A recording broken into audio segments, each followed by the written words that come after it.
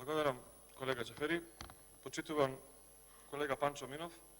Имавте интересна дискусија. Тоа не е нешто што е ново за вас, бидејќи вие добро ги баратате бројките, ги познавате ставките, сте работеле многу буџети, аналитички пристапувате кон таа проблематика. Имам едно прашање до вас во рамките на мојата реплика и една констатација со поддршка.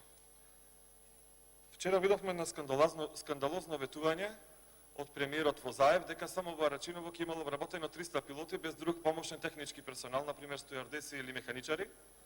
И бидејќи добро го разбирате буџетот, сакам да ве прашам, во која ставка со ребалансот е предвидена обука за овие 300 лица во Рачиново или пак во другите населени места низ Скопје, како што му било ветено на тие 300 луѓе кои што се надеваат дека треба да екзистираат како пилоти?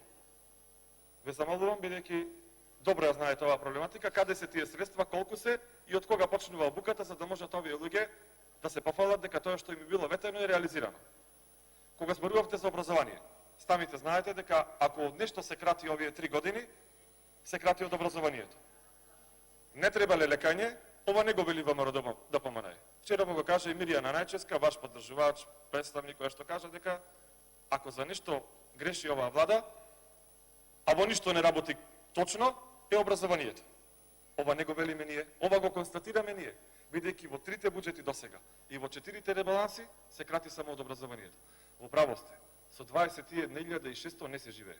Со 22.500 во средно образование не се живее. И да знаете, и СОНГ, и другиот синдикат, и сите наставници, нема да подлегнат на оваа манипулација предизборна, затоа што е понижување за нив. Платата да му се покачала само 10% пред изборите во април. А тие се луѓе интелектуалци кои што сакаат платата сега да му биде покачена со декемвриската 25%, не во април 10%. Заев е свесен дека ќе изгуби на предвремените парламентарни избори и сега му ветува само бројки. Не, професорите, наставниците сакаат покачување 25% сега во декември, ама само не тие, бидејќи луѓе и помошен персонал, технички персонал заслужува да се покачат и нивните плати.